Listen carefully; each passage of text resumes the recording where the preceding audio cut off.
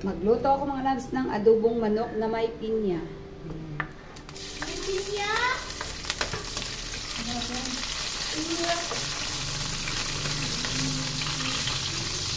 Gisa-gisa muna tayo mga loves ko. Ayan na, brown na yung ating bawang. Lagay na natin yung sibuyas. Ayan. Alantahin lang natin yung sibuyas mga loves. Goods na yung sibuyas natin mga loves. Ilagay natin ang ating chicken. Ayan. Ito yung ating chicken. Ilagay na natin mga loves. Halo-halo. Ito yung gusto sa kawali ko na ito mga loves. Favorite ko itong kawali na ito. Kasi, pag gusto ako dito ng halukay-halukay sa niluluto. Alam niyo yun? Yung pag gusto ako ng halo-halo kasi malaki siya. Ay, konti lang yung lulutuin ko. Masarap dito maghalo-halo mga loves. Ayan. So, hayaan na muna natin siya dyan na magisa-gisa.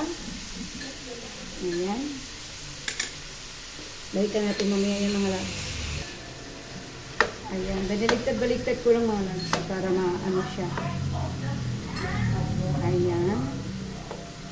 Baliktad ko lang para mag-brown-brown yung bawat side. Ayan. Nag-brown-brown na yung iba mga loves. Ganyan na muna. Balikan natin ulit yung mamaya. Ayun na mga loves, patutuyuin ko muna yung tapas-tapas na yan. Kunti pa.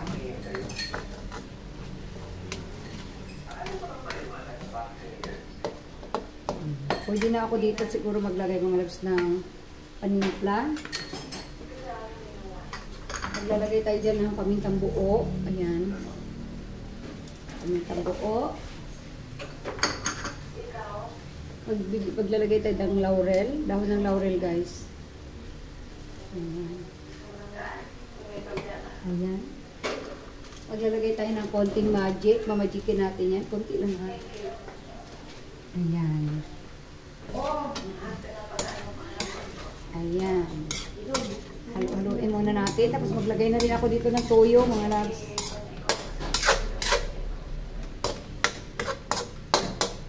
Naglalagay na rin tayo ng toyo. Toyo. Maraming tuyo yan mga loves.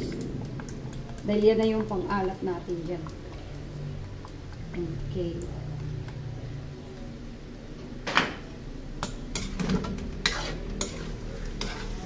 Wow. Wow.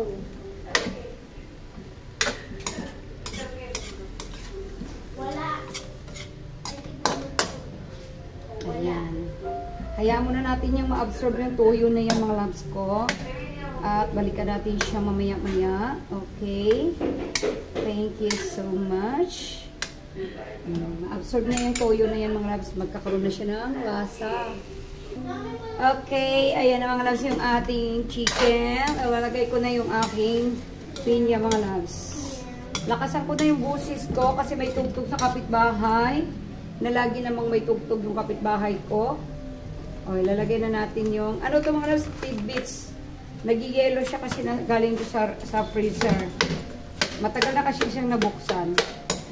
Ayan, hayaan na natin siya dyan. Ganyan lang siya. Hanggang sa ma-absorb niya yung, ano, ng pineapple tidbits na yan mga loves. Tapos mamaya maglalagay tayo ng ano dyan. Magdagdag nga ako ng, ano, magdagdag nga ako ng pamintang durog para, ano, meron naman diyang ano, nilagyan na natin yan mga loves ng pamintang buo. Ayan, nagdagdag tayo ng durog. Ay, crack. Hindi naman siya yung durog na durog, crack. Okay, ganyan lang siya mga loves. Maglagay ako dyan mga loves ng sili mamaya. Kasi magdagdag ako dyan mamaya mga loves ng toyo. Okay, hayaan ko lang muna yan siya dyan na ma-absorb niya yan mga loves. Balikan natin yan ulit mamaya. Ayan na yung ating chicken mga loves. Maglagay na ako ng suka, kaunti lang. At saka din ako maglagay ng sugar. Kasi, matamis na siya. Dahil sa pineapple. Di natin gagalawin yan mga loves kasi hilaw pa yung suka. Kailangan mo na maluto yung suka bago natin galawin.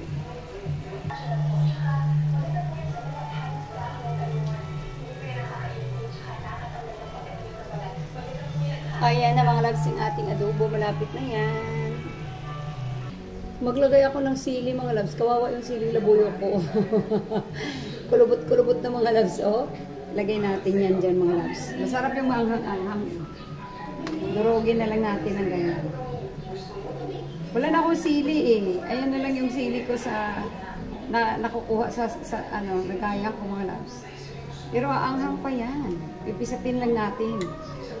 Ayan. Masarap yung medyo maanghang eh, di ba? Ayan, pipisatin natin yung mga loves.